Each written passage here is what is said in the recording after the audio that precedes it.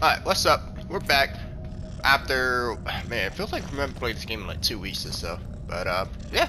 Oh, yeah, I know why now. Because we are in Black Reach, the most exciting dungeon in the entire game. Woo! I can't sound any more enthusiastic than that. Anyways, what the hell? Oh, you got stuck on the trap. Nice. Oh, and there you go, good. Come on, guys. Stop playing around. Oh! Oh, Jesus fucking Christ. Oh my god. Okay. Woo! I saw you like at the distance and I just heard like creeping up. I legit thought the hell was Skyrim or something though. That woke me up.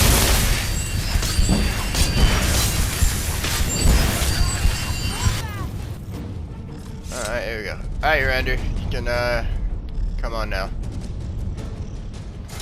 Nope. Oh, okay. What? Oh, no, come on. Come on. Yeah, there you go. Oh, yes, you got the trap hole to go. That was nice. Alright. Well, anyways. Yeah, I'm doing this a little bit early. Decided to ruin. They are simply astounding. Cool. So I'm doing this a little bit earlier in the morning than usual. I know I didn't post a video yesterday. You know, on Skyrim, so kind of busy, had a lot of stuff to do, so, you know, I'm a busy man on the weekends for some weird reason. Have you seen anything cool?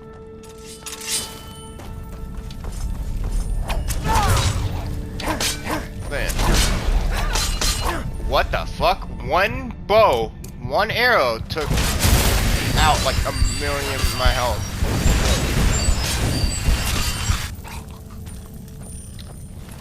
Yeah, I can't imagine, like, doing... what do you call it? Like, just playing a master or legendary difficulty for that matter, like all by yourself with no, like no backup. Which, I mean, I can definitely understand, and I'm pretty sure people have done it all the time, but yeah, not me though. Like I said, this game, with this, oh yeah, I don't have any crossbow. This time I'm actually breaking out of my shell a bit, so, like, when I was playing, sorry, the music is like going on now for some reason. Like I know we just did a battle, but at least the music is awesome, so that's good. That's all I was saying. But yeah, so, on the Xbox version, I do definitely play it on Master and Legendary difficulty, but that's mainly because I rank up a whole lot faster. And, you know, they have like all sorts of different mods on the Xbox version, but this one though, you know, I have to play more vanilla, unfortunately. As you can see though, like I don't know exactly how to put my mod order in the actual correct spaces. Like there's yeah, let's go ahead and start the party up here first. Like there's like videos all over YouTube telling you like how to put specific mods in order and stuff like that, but like you go to one video, it tells you how to do it this way, and then you go to another video and it tells you how to do it this way. I do not have a bow. Oh, there it is. And it tells you how to do it like another way, and it's like, wait, what? So then, you know, you go on Google. The hell kind of shot was that? Come on, dude. You're the Dragonborn. There we go. Tells you how to do it. No, Jesus. Okay. Wow, his breath is super hot.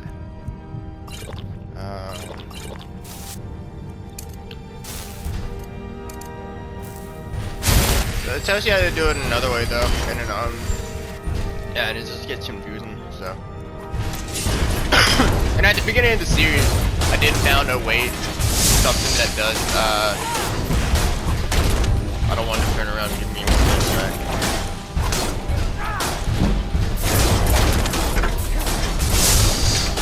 And in the beginning of the series, I did definitely found one order that did help me the most. But then, like kind of like halfway through the series that we're at now, I don't know. The game just started to shit itself. So it's like, all right, well, I'm just gonna have to reduce the amount of mods that I can play on. So, which is whatever, you know. It is what it is. I mean, when you're playing with mods, I mean, you're basically hacking, I think, in a way. to make the game greater. And yeah. Hey, watch it! Let's see here. So we are actually at the very end of the dungeon where we're actually getting into Black Ridge. And you know, I have to admit though, I mean, Black Ridge is actually hella pretty. Sulla, let's just get out of here. Hasn't there been enough death? Of course you want me to leave. Just waiting for me to turn my back. So you can have all the glory hear for that? yourself. A metal on stone What sound. was that? Time to end this little game.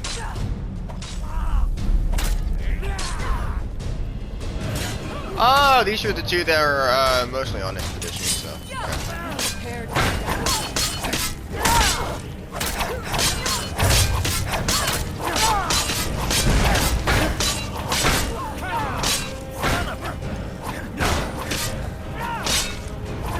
Damn you!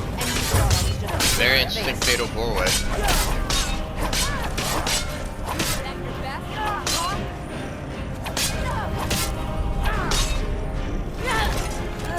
The fuck? Ha! Okay. Alright.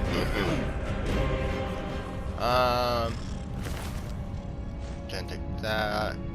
Yeah, I definitely want this. This is like a very unique shield because I don't think there's really any other shield in the entire game that looks like the shield I just got. If I can find it. Wait, hold on, where is it?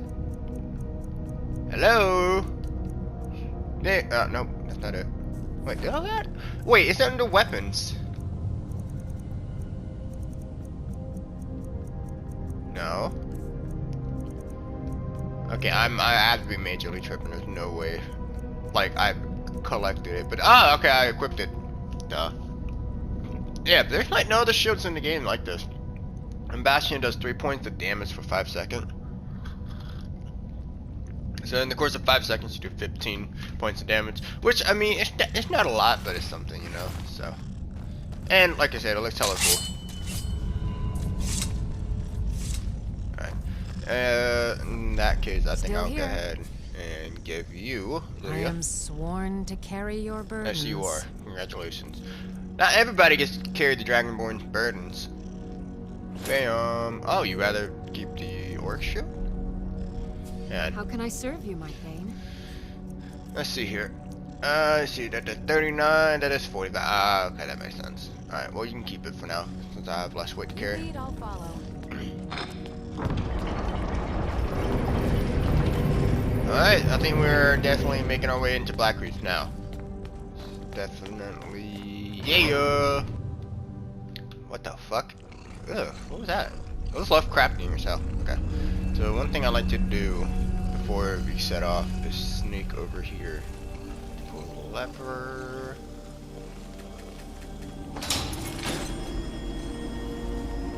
Well, usually it kills that thing, but I guess not today. Not for YouTube. Alright, where is it? Where is it? Wait, can I cause blue damage on the on this thing? Yeah, it has like no blood. Oh, I think it does. It's like continually going down, or it might have been renders fire damage.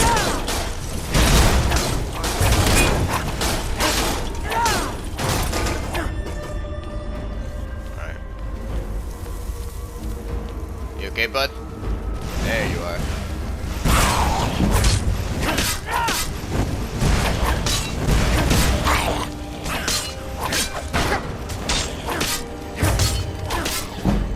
Hey, you know what? Having the bleed damage from your shield bash definitely does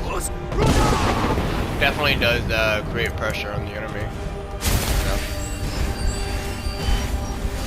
I mean, they are AIs. I don't think it'll actually be like make them freak out or anything, but just the thought of it, though. It's the thought that counts.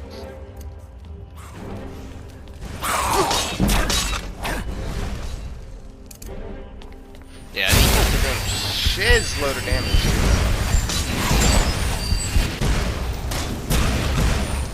Nice one. It's always very handy to have a mage on board, so they can continually blasting fireballs into the enemy's asshole while you have them distracted. Trust me, kids. If you want having flames lit up in your ass is basically eating a whole bunch of hot sauce on a bad day. So, alrighty. So I'll take the Daedra Heart. So this is an alchemy shop. This has a pretty interesting story. Pretty boring side quest with a really bad reward. As far as I can remember. I've never done it before. You know, honestly, I'm probably thinking of enjoying this just doing it now just because, not you for the know, wealth we've accumulated, but just being able to carry Mara's will to every corner of Skyrim. well, thanks, Arander. That's pretty nice. I don't hear that often. You know, from a certain other person that we have following us. Now you scratch here, cool. Oh, she's here. Anyways, you know, I might do it because it's just like kind of like the episode where I'm doing everything, you know. Or, yeah, this is pretty much that. Cause you know, if we ever plan on actually doing every single side mission in the entire game, I'm gonna have to do this one. But obviously, I will do you guys the favor of skipping this because I have to go around the entire Blackreach. I'll probably get a guide and find 30 Crimson Nirnroot throughout Blackreach, which is insane. But oh well. Let's go ahead and read this one.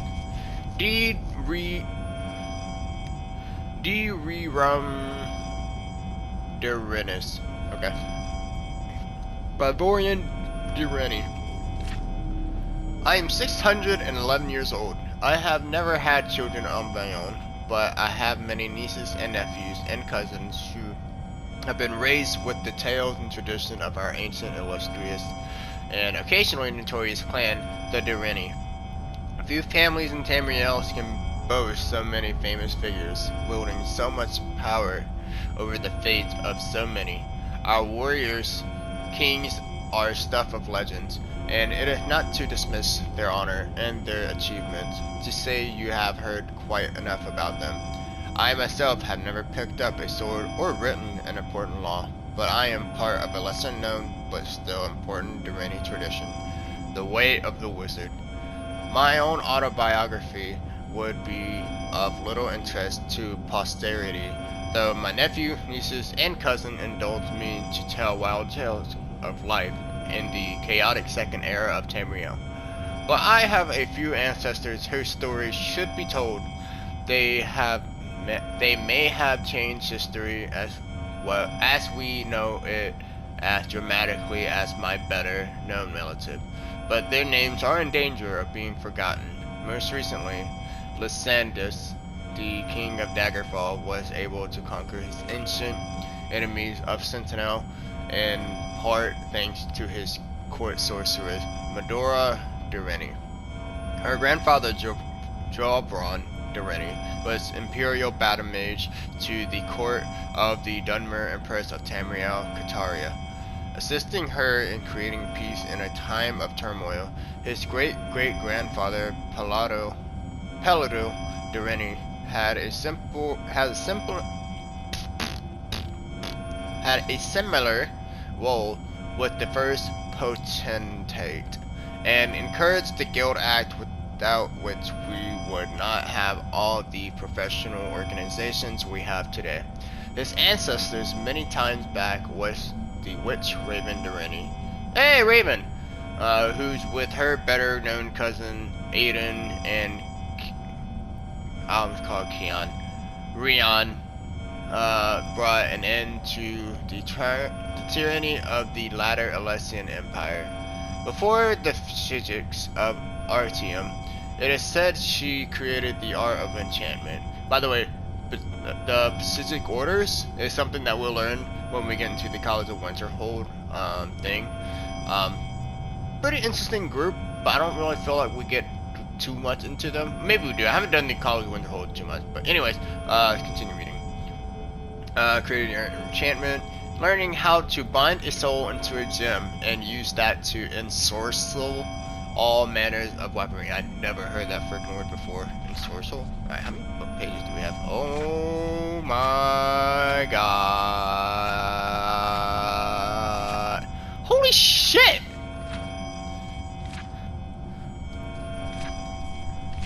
Well, about like 60 more books of these, and this guy can write himself a Bible. Alright, well, there's gotta be something good that comes out of this tale. So, get your popcorns, kids, or your Pop-Tarts. I prefer Pop-Tarts personally myself. And strap in. Alright. But it's the story of an ancestor even more ancient, more distant than Raven I wish to tell. Alsail Durrani harkens back to the humble beginnings of our clan in the tiny farming village of Tyrigel. Not Cyrodiil, Tyrigel. On the banks of the river Colmus, which was then called the Dyron. Hence the family name. Like all on Somerset Isle, in those days he was a simple planter of the field. But while others grew enough to sustain their immediate kin, even distant cousins of the Durinis worked together. They would decide as a group which fields were best for wheat, orchard, vine, livestock, or apiary, and thereby always have the best yields of any farm which worked alone, doing the best as it could with what it had. Asliel had a particularly poor farm for most kind of move this. Sorry, Render. Didn't mean to smack you in the face with the book. Alright, go ahead and read this here, so we don't have that constant thing in my ear. They would decide as a group fields was best for wheat over house and what it had. Alright. I had a particularly poor farm agriculture, but small herds found in a stony, loamless, acidic soil very comfortable. Out of necessity more than anything else, he became an expert on all manners of herbs. For the most part, of course, they were used in flavoring, cooking, but as you know, hardly any plant grows on the surface of our world without a magical potential. Even so long ago, which is already were in existence, it would be ridiculous for me to suggest that Asliel Durrani invented alchemy. What he did, what we can all be grateful for, is that he formulated it into an art and science. Okay, interesting. There were no witches' covens in Tyrigel. And of course, there would be no mages guild yet for thousands of years. So, people would come to him for cures. He learned for himself the exact formula for combining black lichen and rhubarb to create a cure for all manners of poison, and the amount of willow anther to crush and mix with chokeweed to cure diseases. There were a few much greater threats in Tyrigel in those peaceful days than disease or accidental poisonings. Yes, there were some dark forces in the wilderness, trolls, chimera, the occasional malevolent fairy folk, and will-o'-the-wisp. But even the youngest, most foolish Altimer knew how to avoid them. Wait, hold up. There's fairies in Demio? They're like rarely ever talked about. So I mean, I'm pretty sure I've heard that about fairies before, but they're so rare that I completely it completely just passed my mind.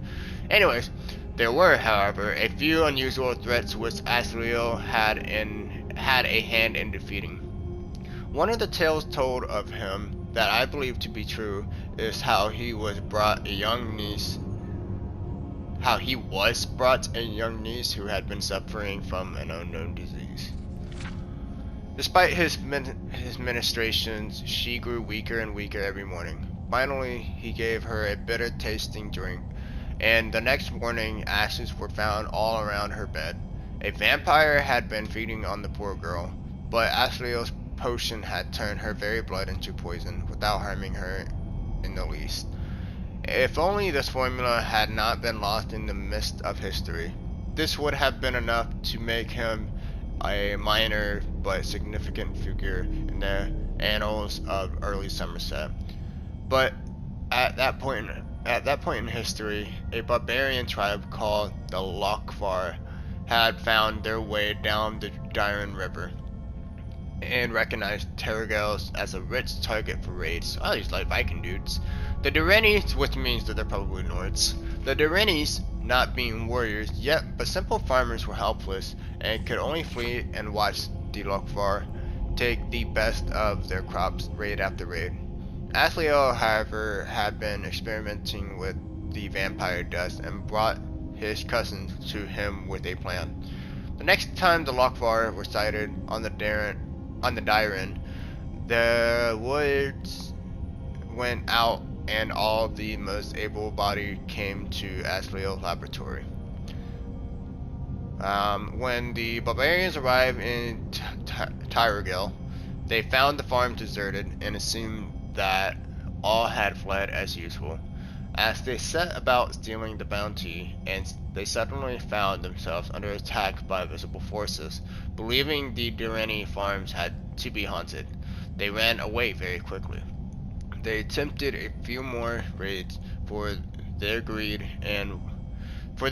would always eventually overpower their fear, and each time they were set upon by attackers who they could not see. As barbaric as they were not stupid, and they changed their mind about the source of their defeat. It could not be that the farms were haunted, but because the crops were still being tended and harvested, and the animals seemed to show no fear. The Lokvar decided to send a scout to the farm to see if he could spy the secret. The scout sent word back to Lokvar that the Durrani farms were populated with flesh and blood, entirely visible Altmer. He continued to watch as his barbarian cohorts moved down the river, and he saw the elderly and children flee for the hills, while the able-bodied farmers and their wives went to Asliel's laboratory. Or laboratories, whatever you want to call it. He saw them go in. He saw no one come out. As usual, the Lokvar were repelled by invisible forces, but their scout soon told them what he saw happening in the laboratory. The next night, two of the Lokvar approached Asliel's farm very stealthily, and managed to kidnap him without alerting the rest of the Durrani. The Lokvar chieftain, knowing that the farmers could no longer count on the alchemists to make them invisible, considered an immediate attack on the farms, but he was a vengeful sort, and felt he had been humiliated by these simple farmers. A crafty plan emerged in his mind. What if the Durrani, who always saw his barbarian tribe coming, for once did not? Imagine the slaughter if no one even had a chance to flee. Alright, give me 1 second. I'm gonna take a sip of my tea. Alright, sorry. Thought it's getting a little spicy here, so. Alright, let's continue. The scout had told the chieftain that Asliel had used the dust of a vampire to make the farmers invisible, but he was not sure what the other ingredient had been. He described an incandescent powder that Asliel had mixed into the dust. Asliel, of course, refused to help the Lokvar, but they were expert in torture and as well as pillage, and he knew he would have to talk or die. Finally, after hours of torture, he agreed to tell them what the incandescent powder was. He did not know the name, but he called it glow dust. Okay. The only remains of a slain will-o'-the-wisp. By the way, glow dust is an actual ingredient you can find in Skyrim, so interesting. He told them they would need a lot of it if they wanted to turn the whole tribe invisible for the raid. The Lokvar grumbled that not only did they have to find and kill a vampire to obtain his dust, but find and kill several will-o'-the-wisp to get theirs. In a few days' time, they came back with the ingredient the alchemist asked for. The chieftain, not being a complete idiot, made Asliel taste the potion first. He did as he was told and turned invisible, demonstrating that it did truly work. The chieftain put him to work creating more. No one apparently noticed that while he was nibbling on black lichen and rubras.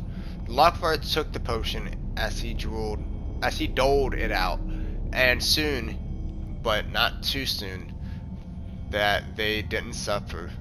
They were all dead. The scout who had seen Ashley mixing the invisibility potion had apparently mistook the glow of the candlelight in the laboratory for an incandescent, which the second ingredient of the invisibility potion did not possess.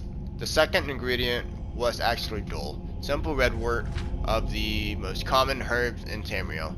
They had insisted during torture that Asliel tell them what the incandescent powder was. Asliel remembered that he had once experimentally mixed glow dust and vampire dust together once and created a powerful poison. It was simple enough to steal a little redwort from the barbarians' camp. Mix that with the vampire and glow dust mixture to create a potion that was, in fact, an invisibility poison. After curing himself, he gave the poison to the barbarians.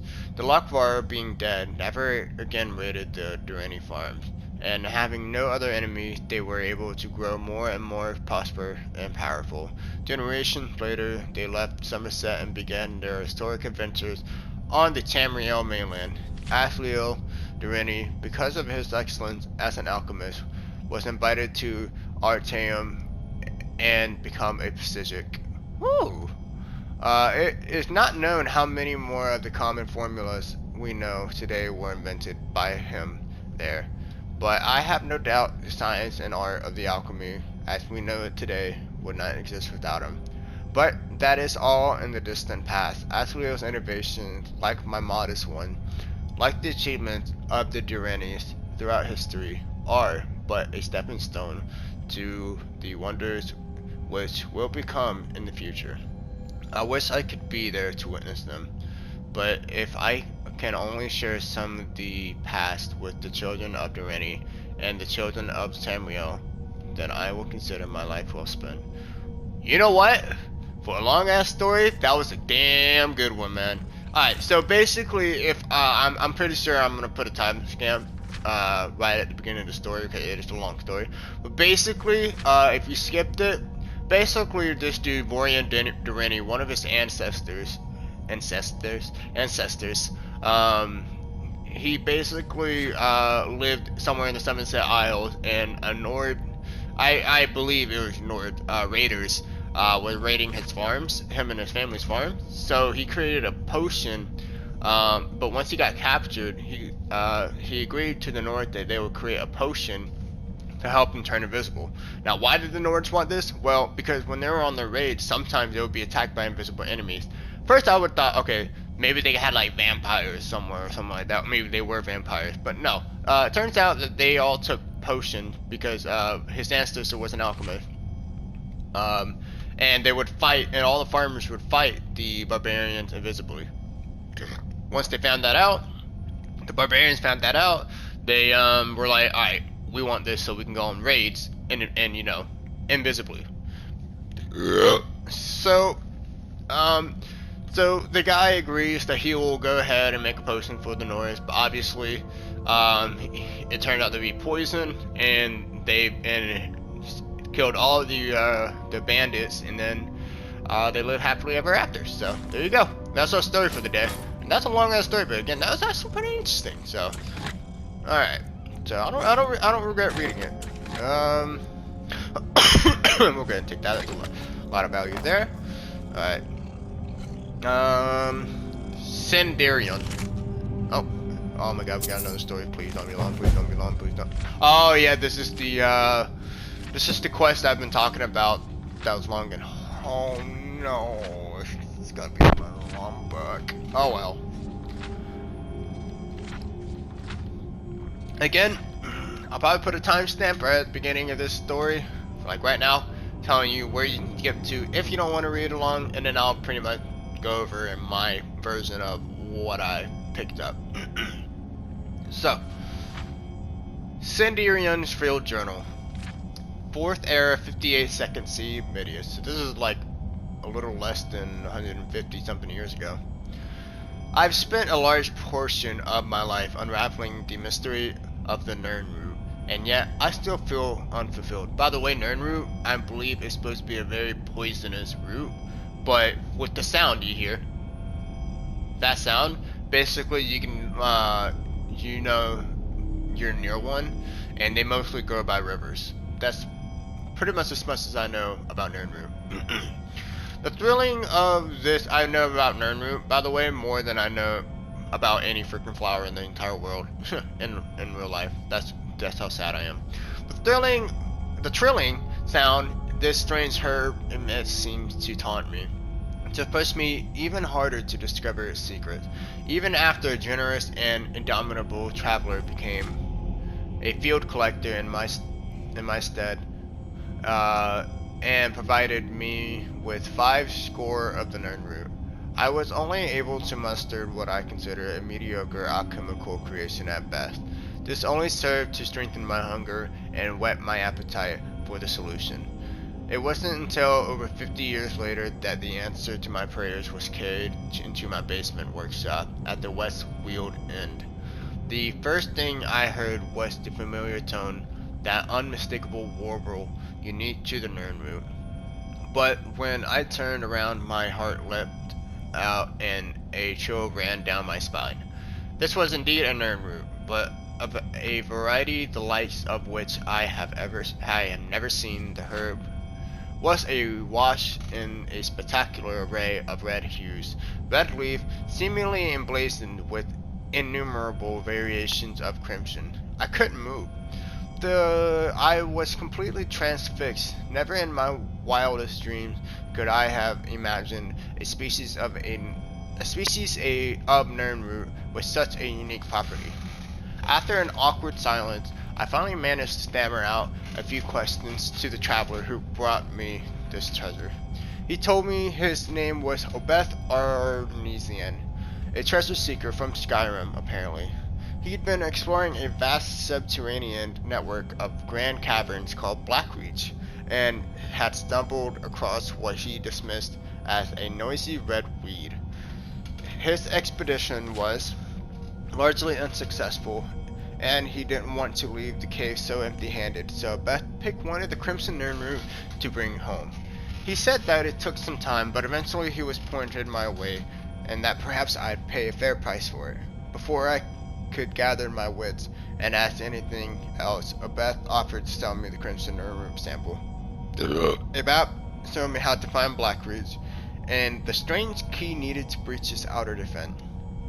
It took me moments to decide. Obeth left Skingrad 1,000 septims richer, but I would have easily paid 10 times that amount to obtain the sample alone. It took a year of planning, but I was able to pack up and sell my workshop and make my way into Skyrim. Before delving headfirst into Blackreach, I knew I needed to set up a new laboratory, but wished to do so in seclusion. After making inquiries at the College Winterhold, of which I was an honorary member, I was directed to speak to Averusa Sorrenti, a student of botanical alchemy who had a small farm near the city of Riften. By bartering my knowledge of Nern root cultivation, I was able to skirt Sorrenti's farm as a launching point of my field research. I kept the knowledge of the Crimson Nern root a secret from Averusa, but imparted everything else I knew to her.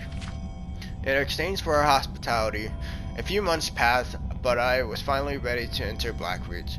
I used the attunement spear that Obeth had provided and descended into the depths. My goal was to gather enough Crimson Nern root to produce my greatest alchemical creation to date. I was certain it would take at least 30 of them to provide the necessary catalyst. This brings me to the present. My initial research seemed to indicate that the Crimson Nern root has a similar affinity for moisture as the garden variety, but also maintains some sort of symbiotic relationship with the enormous fungi that inhabits Blackreach. Oh yeah, you're talking about the jellyfish thingies that are scattered around Blackreach. Wow. It was my guess that the fungi itself is a source of water, absorbing it and from the most subterranean air-like sponge. This provides the ideal environment for the nern root to grow. Unfortunately, the crimson nern root appears to have a vastly shortened lifespan, and they are in no way plentiful down here. Gathering 30 of them can be quite a challenge, but hopefully the denizens of Blackreach will allow me to gather my samples unhindered. Well, that didn't really work out too well, did it for you, bud? But, you know what? I can't believe I'm finally saying this after 10 years. Well, technically, I never actually went into this building because I always stormed through Blackreach just trying to get through it. So let's say maybe 8 years. 8 years after discovering this very place, I've decided to make my decision to help you out, Mystery Dead Guy. So here we go. Return to your roost. Oh man, I'm not ready for this. Collect Crimson Nern Root and Blackreach 30. I have discovered the remains of Tiderian, an alchemist from Skirngrad and Cyrodiil. He was exploring Blackreach in search of the Crimson Nern Root and appeared to be on the brink of an amazing discovery. I bet it's amazing indeed, but here we go. Oh. Alright. I am actually kind of curious though if this guy has glow dust and vampire dust here. Doesn't seem to be. Nah, nothing of the sort. Alright. Well, let's go ahead and take that. There's the first one. Alright, so yeah, so basically for the rest of the episode, we're just gonna go around discovering all the Nern roots. And then once we get to the point where I'm gonna go ahead and stop, that's when I'll go ahead and just like do this in between episodes. Probably not my idea because I do have some stuff I want to do today, but I'll do it for you guys. Why? I don't know why, but that's enough reason to do it for me anyways. We got 2, here's 3. Alright. So there used to actually be a quote-unquote bug, right? Now you take this with a grain of salt, right? By the way, this place is hella pretty. This is the kind of like place I would expect Lovecraft himself to write his stories in. Though I'm not sure if he'd be taking too kindly to the jellyfish thing because he had a he was very uncomfortable with curve shapes. So, and air conditioning. Yeah, I don't know what about the air conditioning, but you gotta remember though that his time was a lot different from ours. So like, I'm pretty sure air conditioning was a brand new stuff. And yeah, some people just get nervous with certain shapes. So, and that's all right, you know. It is what it is. Wow, he's so good. I can't hit him.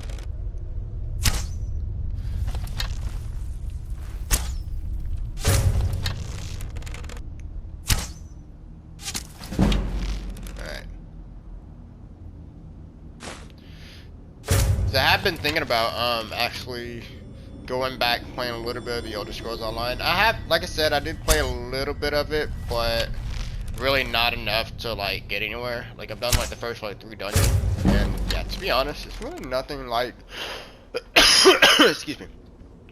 It's really nothing like the Final Fantasy 14, but then again, I've only played the first 3 dungeons, so I imagine the later dungeons will be a little bit more entertaining and complex, but I'll have to wait and see.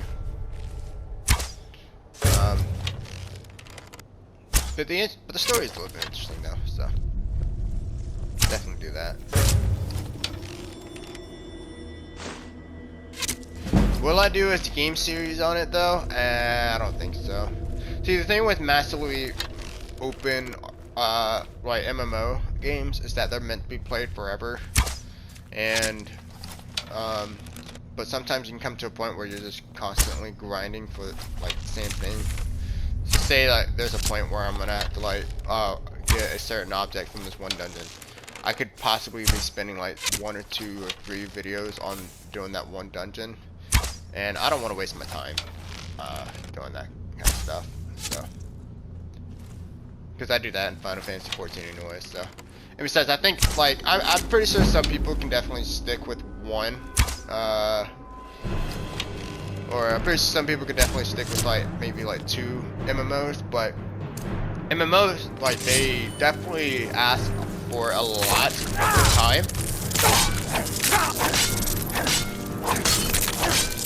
They ask for a lot of your time, and yeah, I don't think I'll be able to split. And Liddy, if you want to fucking do something, be my guest. Oh, do you need a little push? Be my guest. There you go. And what's going on with my boys up here?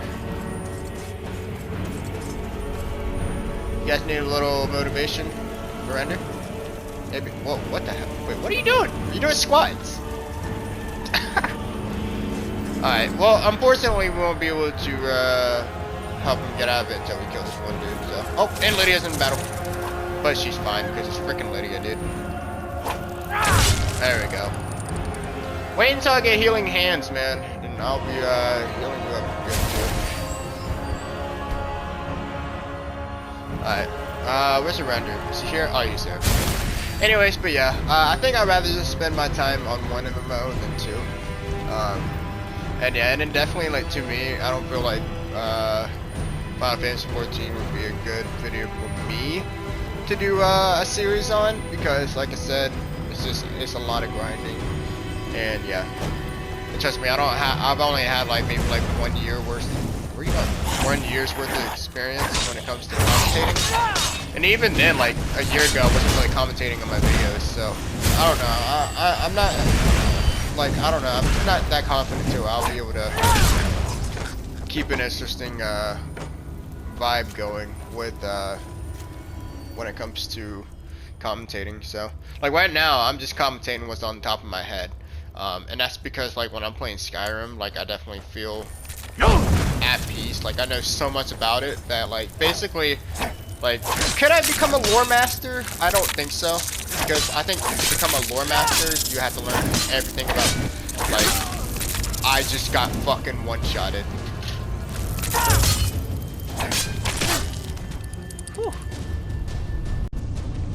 Okay, lesson learned. Don't ever take battles into your own hand.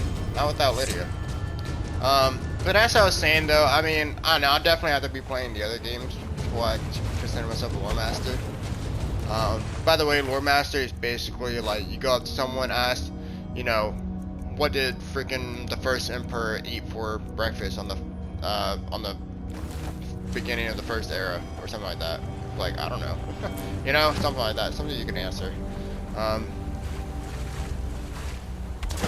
Yeah. I mean, if Skyrim, I could definitely probably do it, but yeah. I mean, anyone can become a lore master, but if you consider yourself one though, I mean, that's a big, yeah, it's talking big right there. Alright, finding 6, so not doing too bad, but I know that, like, the biggest pain is gonna be finding that last one. Like, when there's missions in games telling you to go, wait, oh, there's a webs. There's spiders in here? What would spiders be doing down here? Can't imagine a farmer would create such good food nutrition. Interesting. Oh, that's a good secret boss fight up there, though. So I'll definitely do that.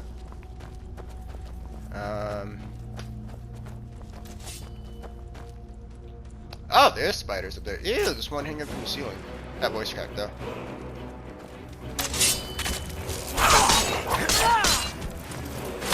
Yeah.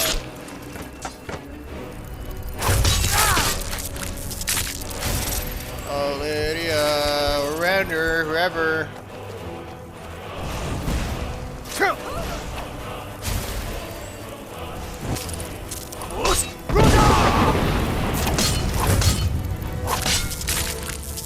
Wait, what? Yeah! Oh my god. My mom would be so proud if I told her I kicked a fly in the face. Alright. Let's see here. Ew, this looks like... Alright, let's move on. Oh, it's kind of a joke. Alright. Alright, here's another nerd roop.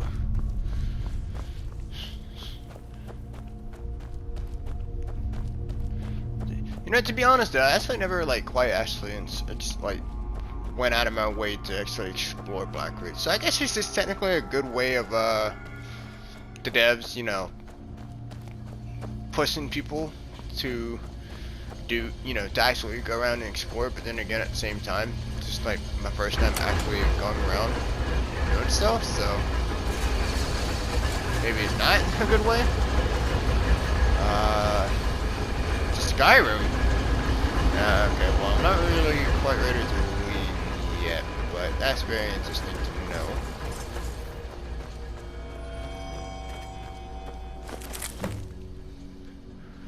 And there's a giant in Blackreach.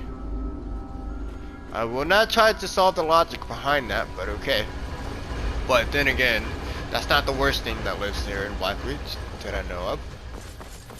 Let's see. Where does this place go? Wow. Wow. I suppose I can play Skyrim for the first time. The Mintachev Gatehouse? Okay.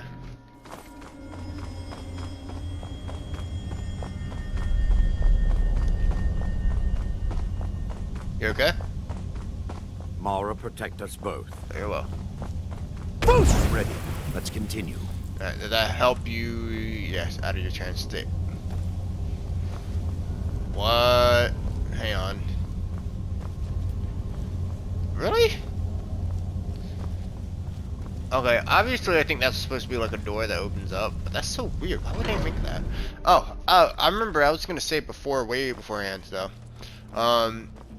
Is that so back in like the PlayStation 3 era of Skyrim, you could actually use a shout called, I think called Clairvoyance, and basically it would like show you the goal, like your path to whatever goal you're going through, and they pretty much nerfed it to where you can't use it on this particular quest to find on the Nirnroot, which is hella stupid in my opinion, but you know, whatever, I guess.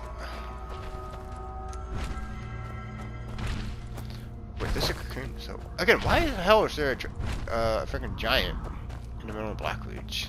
It's just so random.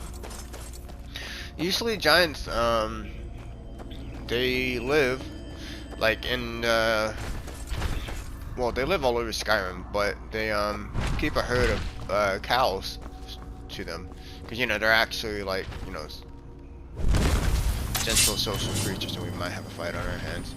Nice one, lady. I was gonna let this guy go, you know, for free, but no.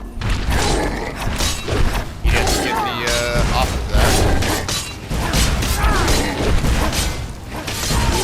Oh well, I tried.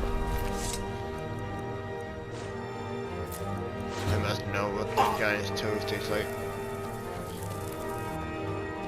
Alright.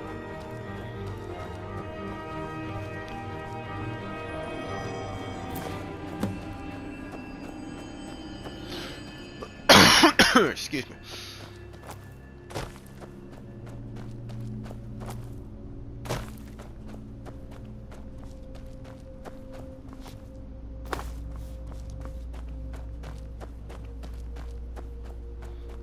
I think that's actually the way up to continue the main quest. I mean, yeah, that's pretty much all I have to say, so. Farm Overseer's house. There's a farm here. It's gotta be interesting. Yeah, it's just what I expected. Completely empty, eerie, and dead. Let's see if you have anything of interest in here. Nope, nice.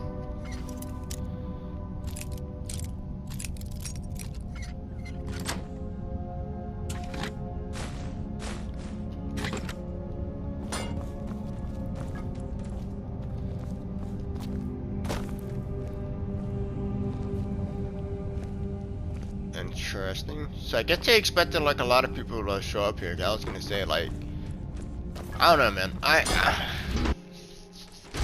don't know. Like really, there's so much I can actually say about Blackreach, because like to me it's a very mysterious place, but it's because, you know, I don't explore it ever. And yeah, this will definitely probably be the last time I'll explore Black Reeds. I think if you watch the, you see either ESO or the Epic Nate Skyrim channel, and one of the hardest, what do you call it? Hardest missions to complete. This will definitely be up there as one of them. And not because it, you know, there's a challenge to it or anything like that. It's just basically because it's so time consuming. And I don't even think the, oh shit. Oh shit, this sucks. Okay. Well, you know what? I'm gonna do myself a favor because I just realized that if I die, I'm gonna have to start way back. Yeah, I'm not gonna fucking do that.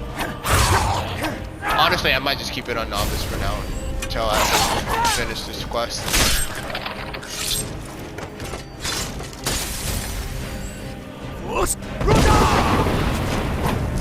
Pussy.